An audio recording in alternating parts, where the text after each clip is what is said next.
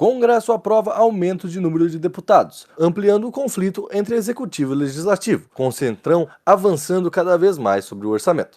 Eu sou o Guilherme Moura. Eu sou o Lucas Hetti. E eu sou o Pedro Penelas. E esse é o Degrau da Política.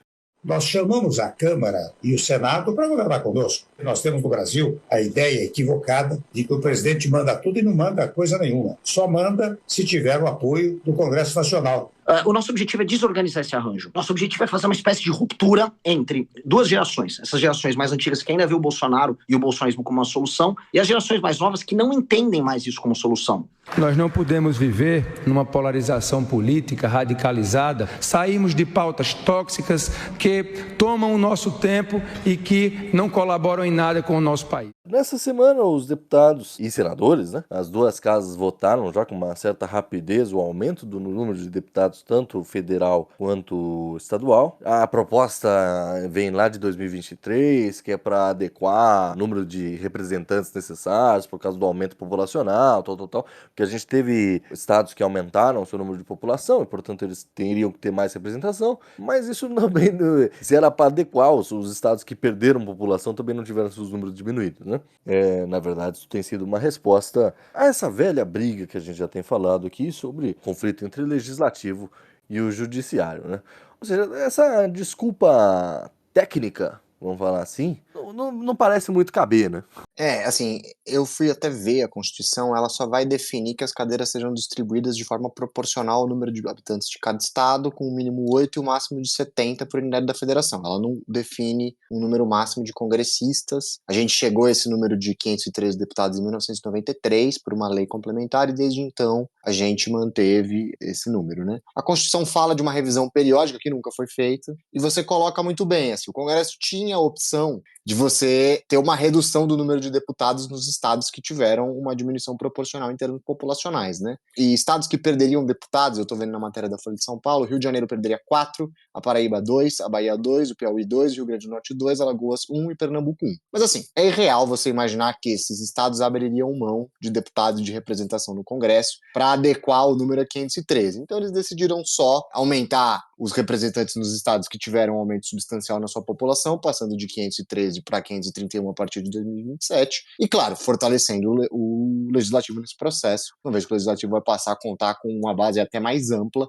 e, como a gente sabe, demandar cada vez mais uma participação mais efetiva no orçamento, né? Na prática, esse aumento do número de deputados solidifica e aumenta a capacidade do legislativo de pautar e pressionar por essa participação no orçamento, principalmente via emendas parlamentares. Eu mandei para vocês em off aí um gráfico muito interessante que mostrou o aumento e a diminuição populacional entre 2017 e 2022. O Rio de Janeiro está sendo esvaziado. Sim. Esvaziado. Que nem, a gente tem saída de população, por exemplo, do Maranhão. O Maranhão é um estado que vem passando por muitos problemas. No Pará também. E aí, eu imagino que esses estados já tinham uma saída maior do que uma entrada. Só que, por exemplo, São Paulo e Rio de Janeiro estão perdendo população, enquanto os estados que estão ganhando mais população é Santa Catarina, que é o Goiás do Sul, o Goiás, em segundo lugar. Que é o Goiás do Goiás. E que é o Goiás do Goiás. E o Mato Grosso. São os 3 estados que mais receberam população. A gente vê uma mudança aí, uma mudança do eixo econômico, né? Migratório, o eixo econômico e migratório brasileiro, né? E assim, esse é o grande debate da política brasileira de décadas, né? Assim, centralização e descentralização é uma preocupação que ronda o debate republicano no Brasil desde o início do século XX, né? Quer dizer, você vai condicionar o poder ao executivo, vai fortalecer o executivo, ou você vai descentralizar o poder nos níveis dos estados? E esse movimento, e os movimentos que a gente tem visto aí nos últimos 10 anos, desde que o Congresso passou a ser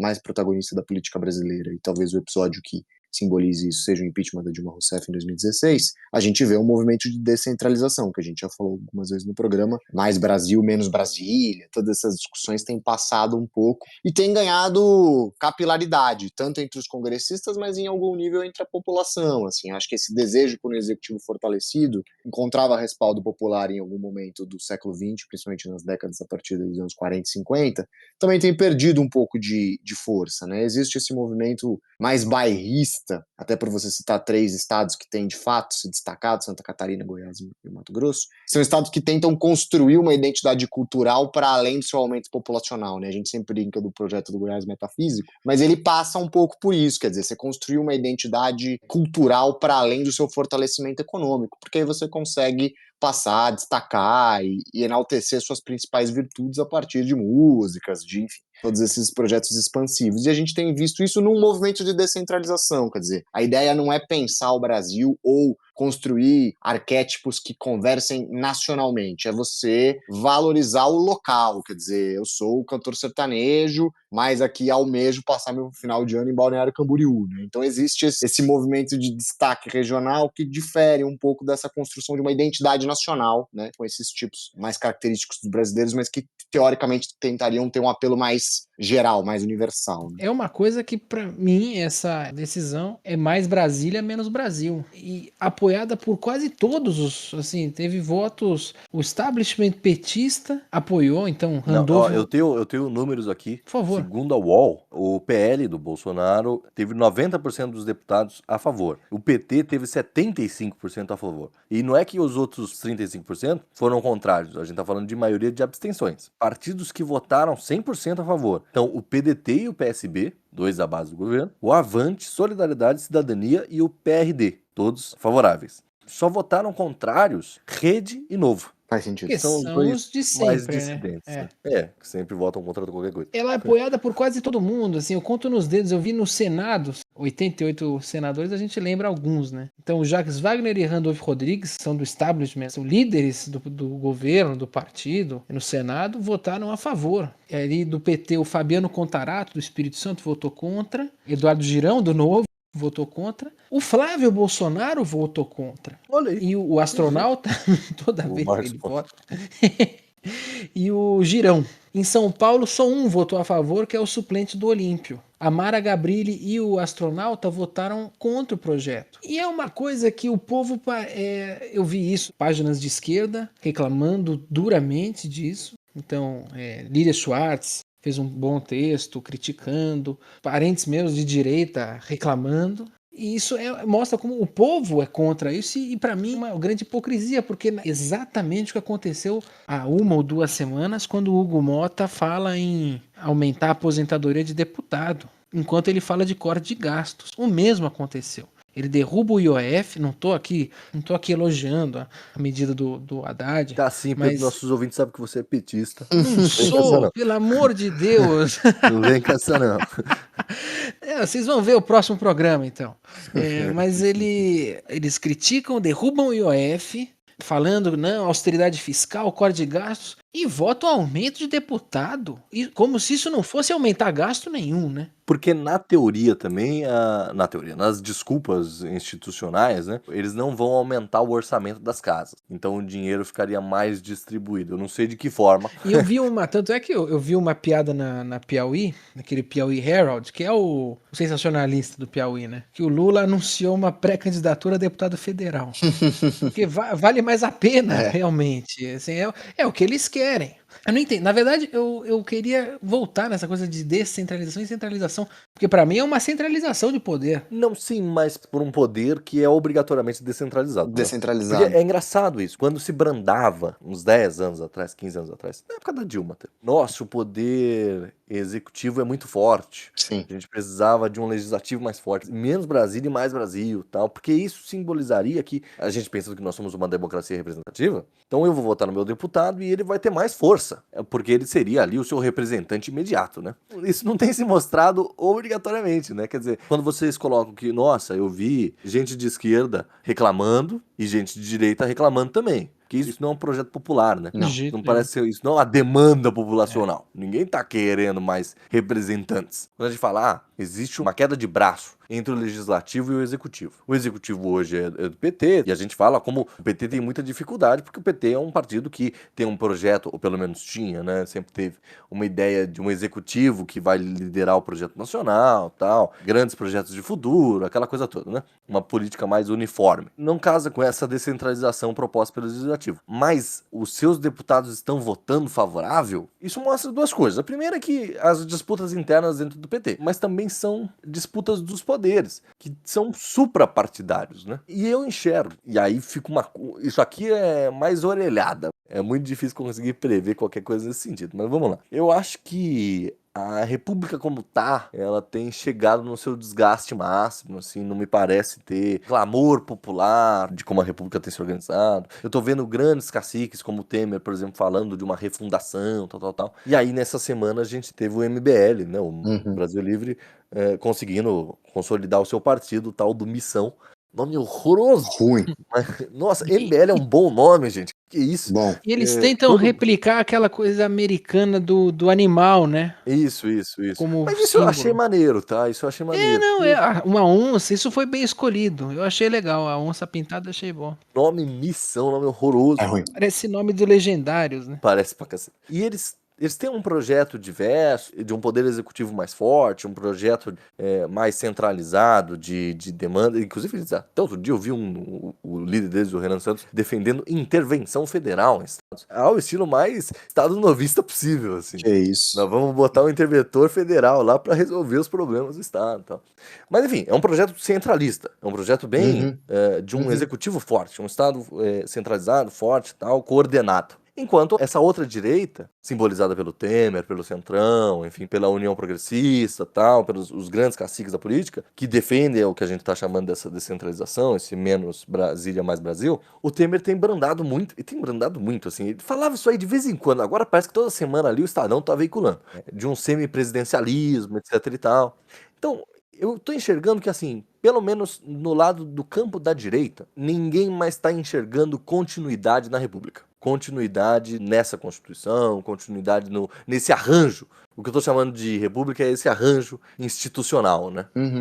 Me parece que tá todo mundo tentando rumar um plano opcional, refundar a República Brasileira. Tem que chamar o Álvaro Dias. Opa! Mas você vê, cara, esse discurso já tá lá desde lá atrás. Desde lá atrás. Já vem, vamos lembrar que o PSDB era um partido que defendia o parlamentarismo. A própria presidência, muito se brinca, né, na presidência do Itamar Franco ter sido uma presidência praticamente semipresidencialista. Então, assim, você tem forças políticas que sempre defenderam ali formas institucionais. A direita hoje não me parece estar vendo um futuro. Depois do Bolsonaro, parece não entender um futuro para um poder executivo, para esse arranjo dos três poderes como está. Até pelas críticas todas que os outros poderes têm ao fortalecimento do judiciário. Se a gente está dizendo que, e a gente vem dizendo nos programas, que o eleitor está arrumando a direita, que o Centrão, entende-se o Centrão mais à direita, está ganhando cada vez mais força, cada vez mais destaque, etc. E os próprios correligionários de esquerda, que deveriam estar mais alinhados com o executivo, já que eles têm o executivo, também são favoráveis a esse projeto de maior poder no legislativo, eu estou enxergando uma possível ruptura institucional meio planejada para os próximos anos. Você fala, essa discussão é muito antiga, né? De refundar, de mudar. É uma tradição de brasileira, romper. né? Sempre que o negócio está muito ruim, alguém vai lá e Faz uma nova Constituição. A Constituição é promulgada em 88 e em 89 já se discute isso, né? Sim. Mais ou menos, assim, eu lembro um Roda Viva do Darcy Ribeiro, que ele é um Roda Viva muito famoso, inclusive, ele fala que era um absurdo, a Constituição de 88 é uma grande mentira, ela só é boa para os povos indígenas, para os povos originários, mas isso também hoje em dia está muito defasado, né? E ameaçado, né? Não, e a Constituinte de 89, ou 88, enfim, que seja, ela é o grande legado da esquerda brasileira, né, em alguma medida. Ainda que a maioria dos constituintes fossem Centrão e MDB, Sim. e o PT na época foi contra, Não assinou. mas a esquerda comprou a ideia de, não, a Constituição cidadã, aquela coisa e tal. Garantista. Ninguém nem mais fala do Ulisses Guimarães, que ele era muito à direita. Então, também tem um quê de retórica aí, né? Quando a direita... Você vê vários deputados de direita falando, essa Constituição, não sei o quê, babá. Não é por uma questão jurídica, o espírito das leis ou qualquer coisa. É porque ela hoje é um dos pilares da esquerda brasileira.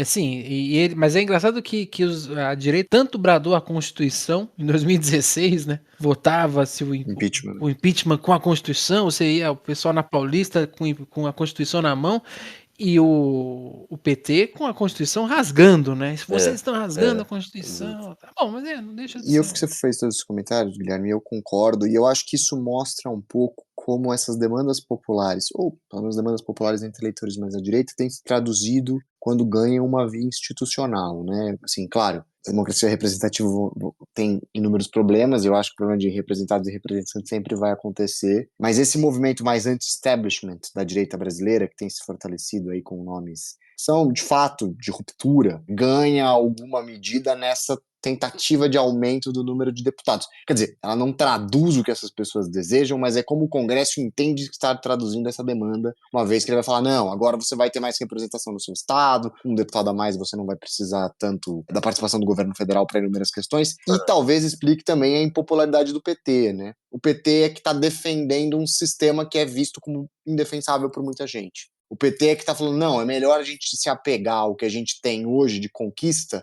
do que rumar por um novo incerto, né? E eu acho que isso desgasta o PT com uma direita e com um eleitor que considera o sistema falho, que considera o sistema corrupto, que considera que o sistema atrasa o seu progresso pessoal, o seu progresso familiar, e atrela muito a imagem do PT, porque os partidos da Nova República, já não tão Nova República assim, como a gente tem falado nos últimos programas, têm perdido representatividade. O PSDB mesmo defendendo o parlamentarismo era um outro grande exemplo da Constituição de 88, né? Assim, o PSDB era a força daquela Constituição, tanto a figura do Fernando Henrique, quanto do Collor, do Serra, todas essas figuras foram se apagando junto com o partido, e isso vale também para o PMDB, né?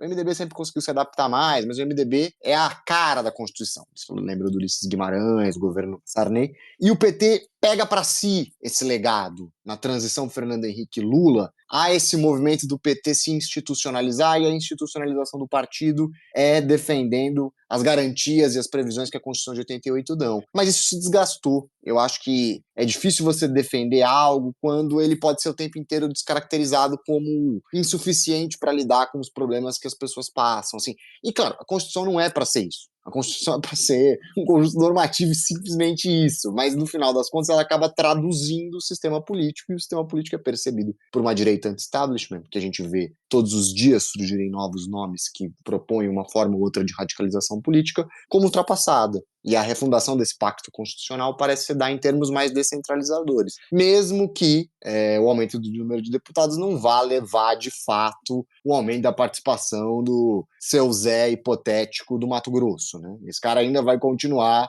hipoteticamente, não participando e realmente não participando, mas há esse movimento simbólico de falar, não, esses estados agora vão ter o seu reconhecimento, e o reconhecimento não é por uma participação maior no orçamento federal, e sim por um aumento do número de deputados, porque eles é que vão trazer o orçamento por estado com as emendas parlamentares. Esse, de verdade, é o grande motivo, né?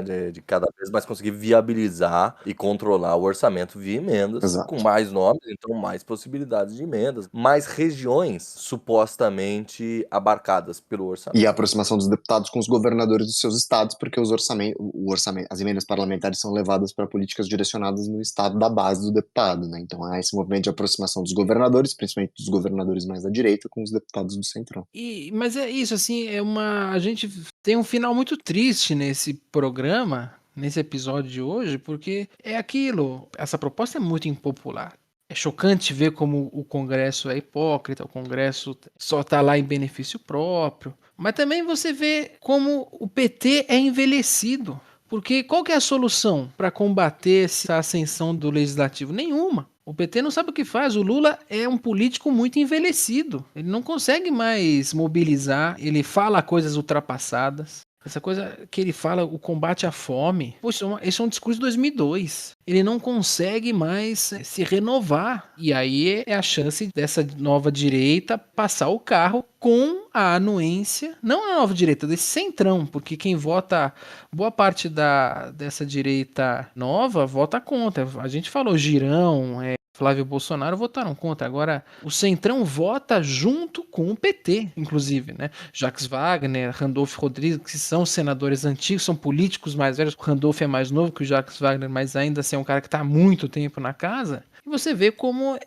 o Guilherme muito bem falou, os três poderes, eles são muito bem divididos e se movem por interesse próprio, inclusive, né? Se o Poder Executivo não tem força de articulação para impedir um movimento desse, parece que as grandes cabeças do PT também não têm grande poder sobre os seus correligionários, né? Se isso é contrário a um projeto petista maior, né? Mas talvez aí seja uma questão de sobrevivência também. talvez tenha se concluído internamente que isso é inevitável. Eu acho que há um curso que as coisas têm seguido, e a gente vem falando isso há pelo menos 10 anos, e que me parece, pelo menos no médio prazo, irreversível, de uma mudança do perfil do eleitor brasileiro. As propostas do PT não têm mais a mesma aderência que tinham no final dos anos 90 e início dos anos 2000. Ele comunica menos com uma nova economia. Então, talvez aí seja uma questão de autopreservação do partido. Quer dizer, o que a gente pode fazer para manter algumas pautas que ainda vão conseguir mobilizar eleitores mais à esquerda e alguns eleitores que não são necessariamente de esquerda, mas entendem a questão da assistência social como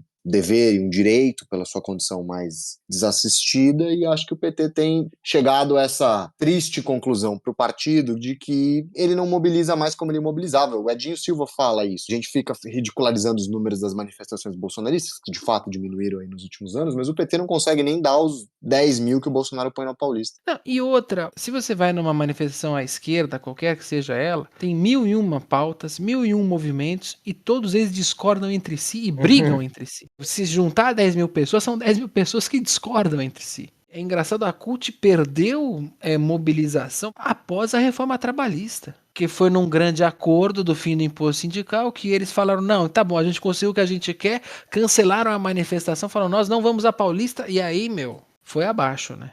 Hoje em dia só o Alckmin põe o boné da CUT. E desindustrialização também, né? A economia mudou muito no século. É difícil você falar para o motorista de aplicativo se sindicalizar, né? E eu não usei o aplicativo. Informalidade, né? A informalidade. Você vê a pesquisa que saiu do Datafolha aí semana passada, que a maior parte dos brasileiros prefere trabalhar sem carteira assinada. É uma outra composição econômica. E eu acho que o PT entendeu que ele não dialoga mesmo. Ele não disputa esse espaço. Ele vai sempre falar que está tentando. Mas ele é formado num outro contexto. E eu acho que essa adaptabilidade do partido dependeria de uma renovação mais sistemática dos quadros, o que não é tradicional na política brasileira, diferentemente de outros países que vão ter a persistência do mesmo partido, mesmo que em condições muito diferentes, como nos Estados Unidos, os democratas e os republicanos.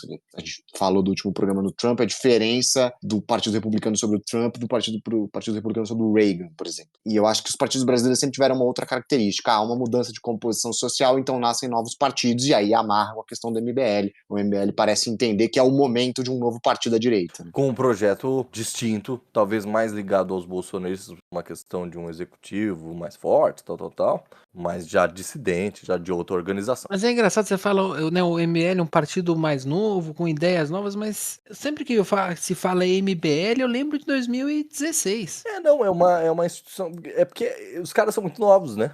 Se a gente pensar... Também tem isso, né? Eles ainda são jovens, né? Isso porque em 2016 o Kim Kataguiri tinha 18 anos, coisa assim, sei lá. Então eles são pessoas muito jovens, né? É genuinamente um partido de pessoas jovens. Ainda mais para o ambiente político que tem se tornado cada vez mais envelhecido, né? Em termos de idade, né? Mas assim, se eles têm a proposta de romper as barreiras do centrão, a história mostra o contrário, né? A história recente. Porque eles vêm à direita, mas sempre cortam pro meio.